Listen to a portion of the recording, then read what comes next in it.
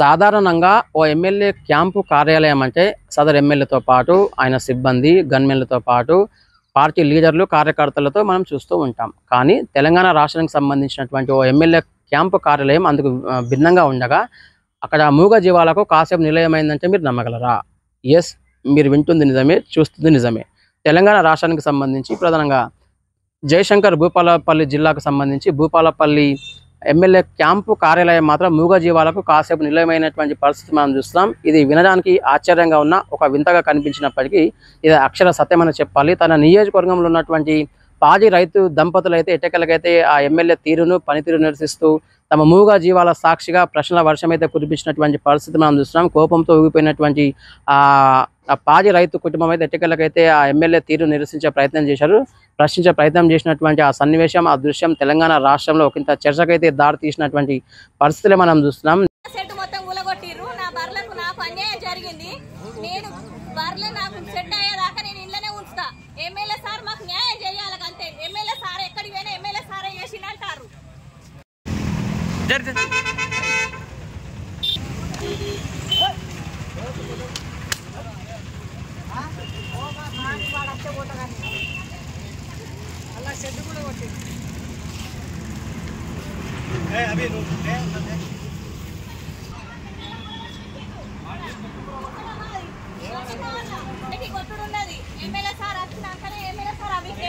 ఏడగట్టేసి చెప్తే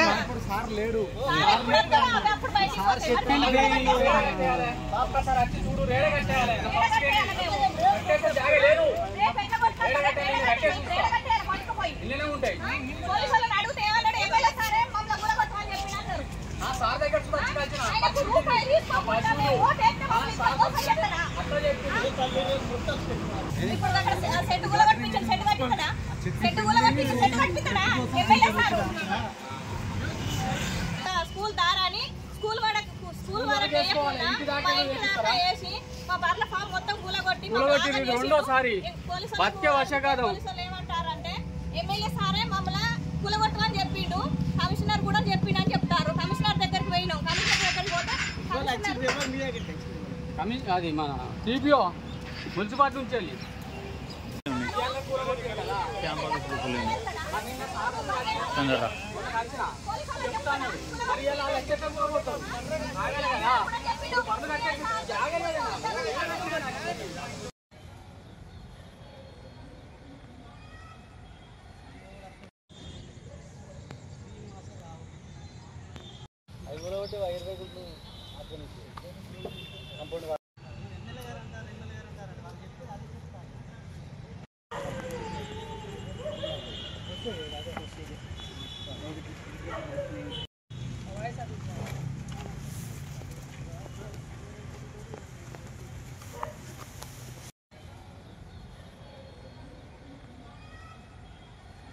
నియోజకవర్గంలో ఉన్నటువంటి పాడి రైతు కుటుంబమైనటువంటి ఓదెలతో పాటు అతని భార్య లలిత ఎట్టకేలకైతే గత కొంతకాలంగా బర్లను కాస్తూ వ్యవసాయం చేసుకుంటూ ఉపాధి పొందుతున్నారు.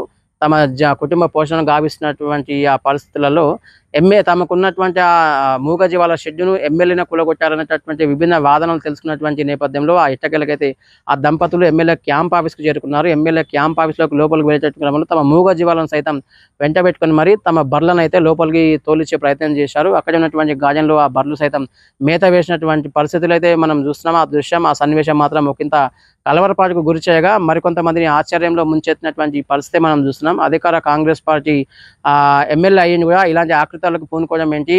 ఎన్నికల సమయంలో అది చేస్తాం, ఇది చేస్తాం, అండగా నిలబడతాం, ఏదైనా ఆపద వస్తే హక్కును చేర్చుకుంటాం, బాధ్యతగా నిలుస్తామని చెప్పినటువంటి సదరు ఎమ్మెల్యే ఇలాంటి ఆకృతాలకు పూనుకున్నటువంటి నేపథ్యంలో పలు వాదనలు, పలు విషయాలు గ్రహించినటువంటి సదరు బాధిత కుటుంబీకులు అయితే ఎట్టకేలకైతే ఎమ్మెల్యేలను టార్గెట్ చేసుకుంటూ సత్యనారాయణ తమకు తీవ్ర అన్యాయం చేశారు, ఎన్నికల సమయంలో అది చేస్తాం, ఇది చేస్తామని కళ్ళబొల్లి మాటలు చెప్పి తీరా అధికారంలోకి రాగానే తమను తీవ్రస్థాయిలో అన్యాయపరచడమే కాకుండా తమ మూగ జీవాల పట్ల కూడా తీవ్ర స్థాయిలో విచక్షణ రహితంగా ప్రవర్తించారనేటటువంటి ఒక విభిన్న వాదనలను తెరమీకి తీసుకొచ్చినటువంటి పరిస్థితులలో అక్కడ ఎమ్మెల్యే మాత్రం తీవ్ర ఆరోపణలు ఎదుర్కొంటున్నటువంటి పరిస్థితులు మనం చూస్తున్నాం. ప్రస్తుతం అయితే ఈ అంశం అయితే ప్రభుత్వానికి అయితే ఒక తలనొప్పిగా మారినటువంటి పరిస్థితి. మరోవైపు ఎన్నికల సమయంలో ఎవరికి భయపడకుండా నిర్భీతిగా, నిజాయితీగా ఒక రూపాయి ఆశించకుండా, లంచం తీసుకోకుండా, వాళ్ళు ఏమాత్రం లంచం ఆశించకుండా తమ ఓటు హక్కును సద్వినియోగపరుచుకున్నటువంటి తమ పరిస్థితి ఇలా ఉంటే మిగతా వాళ్ళ పరిస్థితి ఏంటనేటటువంటి విభిన్న వాదనలు వారైతే వినిపిస్తున్నటువంటి పరిస్థితి.